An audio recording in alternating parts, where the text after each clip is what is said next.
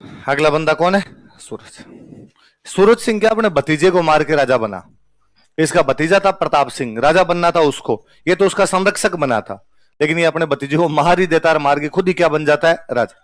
तो भतीजे को मार के राजा बना तो खूब सारे सामंतों ने इसको टैक्स देना बंद कर दिया। सामंत समझ गए? राजा के जो सबॉर्डिनेट होते हैं उनको क्या बोलते हैं? सामंत।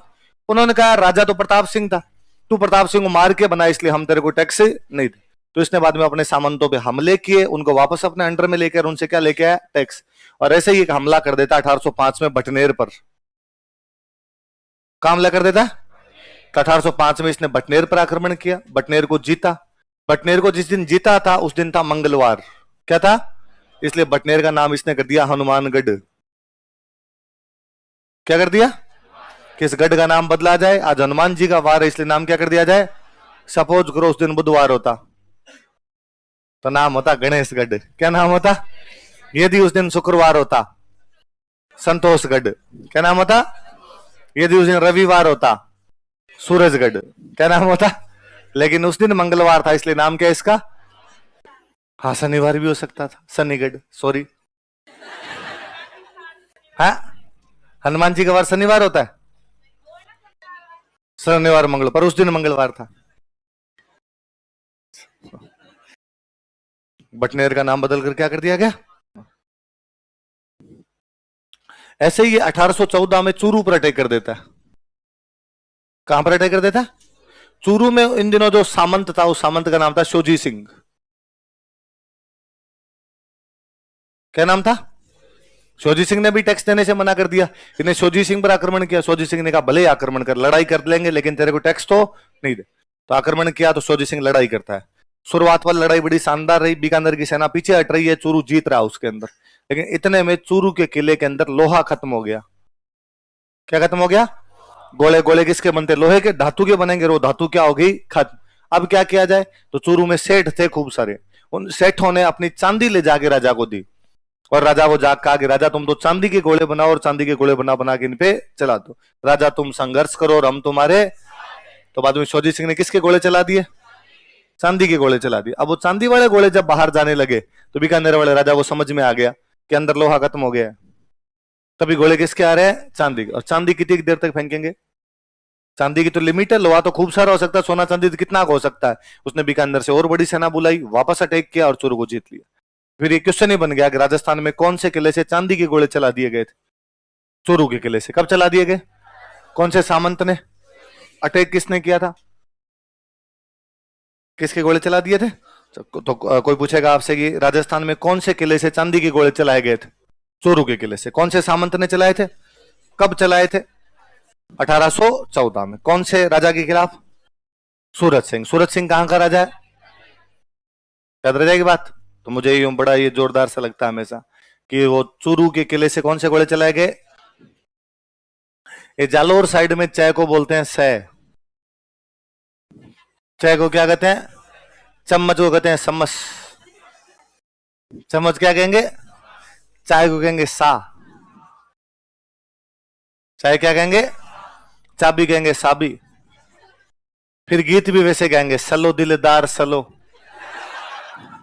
सांद के पार सलो। ये सांद कोई दीवाना है, सांद किसका दीवाना है भगवान जाने। तो फिर जालोर वाले इसको याद करते वो कहते हैं 1814 में। कब? 1814 सुरू के किले से। कौन से किले से? सांदी के गोले। किसके गोले?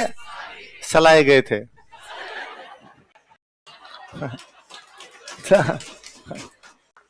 जालोर का है? ये जालोर की है। हाँ, तो ये जानती है तो बोलते ही है उस। तो ये इसमें क्या बुरी बात है? ये अपने पूरा राजस्थान में चक्कर है। अपने से पूरा तो अपनी भाषा हिंदी है ही नहीं, तो अपने हिंदी कैसे बोलेंगे? हमेशा आदमी वही भाषा बोलेगा जो उसकी मदर टंग है। शुद्ध यदि कोई भाषा बोल सकता है तो मदर टंग ही बोली जा सकती है। इसके अलावा दुनिया की तमाम भाषाएं जो वो सीखता है अच्छी नहीं बोली जा सकती। तो भाई मैं तो हमेशा खुद कहता हूं कि मेरे से आप राजस्थानी बुलवाओ, मैं ज्यादा अच्छी बोलता हूं। पर मैं जब हिंदी बोलता हूं तो वो राजस्थानी वाली टोन भी आती है और हिंदी सही भी नहीं बोली जाती। सेम इंग्लिश में। इससे अच्छा मैं हिंदी और इंग्लिश दोनों से अच्छी पंजाबी बोलता हूं। क्योंकि वो मेरी मदर टंग रही है। मेरे आसपास के खूब सारे लोग उन दिनों पंजाबी बोला करते थे, मैं भी पंजाबी बोला करता था, वो मैं ज्यादा अच्छे से बोल लेता हूं। उसके अंदर मैं जितनी बोलता हूं कम से कम उसमें यूं नहीं लगता कि मुझे आती नहीं है।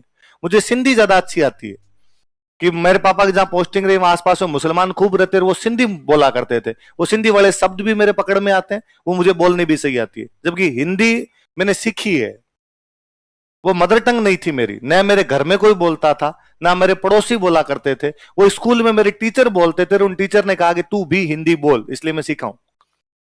इंग्लिश बाद में धीरे धीरे बाद में आपने इंग्लिश सीखी, हो सकता है कल को आप तमिल सीख लें, कल को आप फ्रेंच सीख लें, लेकिन ये भाषाएं कभी भी उतनी अच्छी नहीं आ सकती जितनी अच्छी आपको क्या आती है, मदर टंग। ये अब मदर टंग सबकी अलग अलग प्रकार की होती है और उसमें कुछ कुछ शब्द अलग होते हैं। चाय को चाय हिंदी में कहते हैं, यहां बोलने में चाय को सह बोलते हैं तो सही बोलेंगे। तो वो मैं हमेशा कहता हूं भाई हमारे इस साइड में बीकानेर, चूरू, गंगानगर, हनुमानगढ़, हमसे आधे अक्षर नहीं बोले जाते। लोचा हमारे भयंकर ही है, ये कोई नहीं बोले जाते हमसे, इसलिए हम बाद में बोलेंगे विकल्प, संकल्प। इसलिए गंगानगर साइड का कोई बंदा आगा वैसे बात करेगा आगे, मेरे पास स्प्लेंडर है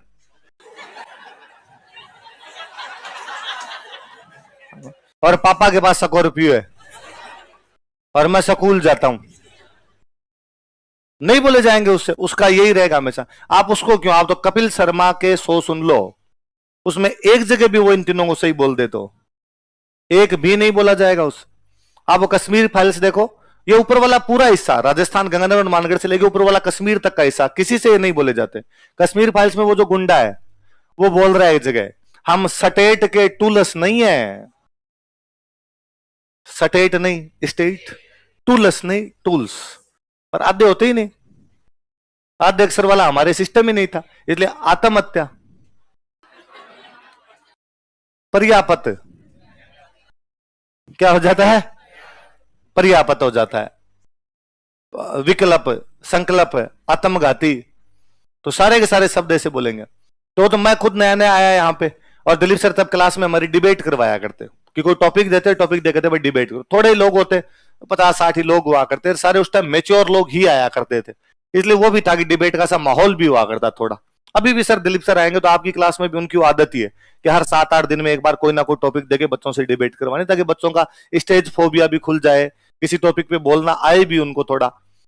तो हम तो हालांकि स्टेज जैसा था ही नहीं, हम तो क्लास में थोड़े से ही हुआ करते, तो इधर वाला खड़ा होकर बोल देता, फिर इधर वाला खड़ा होकर बोल देता। तो एक दिन सर ने एक टॉपिक दे रखा, इंडिया अमेरिका के बीच में कोई डील हुई थी, तो इंडिया अमेरिका के बीच में जो डील हुई, इंडिया यूएस डील हुई, डील के ऊपर बोलना है।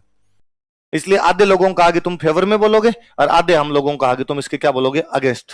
इसलिए हम पॉइंट तैयार करके लाए अगेंस्ट वाले, वो वाले अपने पॉइंट तैयार करके गए फेवर वाले। मैं अच्छा ही बोल लिया करता क्लास में, तो सर भी यूं खड़ा भी कर दिया करता कि भाई तू सुना। तो हमारी तरफ से 1-2 बंदे बोले, फिर सर ने कहा तू नहीं लिखे लाया आज, हाँ सर लिखे मैं, तो बोल।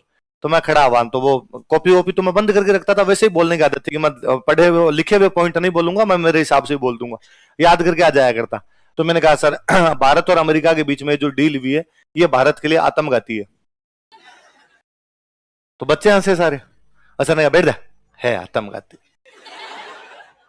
तो मुझे लगा कि सर मेरी बात को डिनाई कर रहे हैं, तो मैंने कहा सर क्या कहा मैंने इसमें, सही तो बोल रहा हूं, यदि भारत अमेरिका के साथ ही डील करता है तो भारत के लिए आत्महत्या है।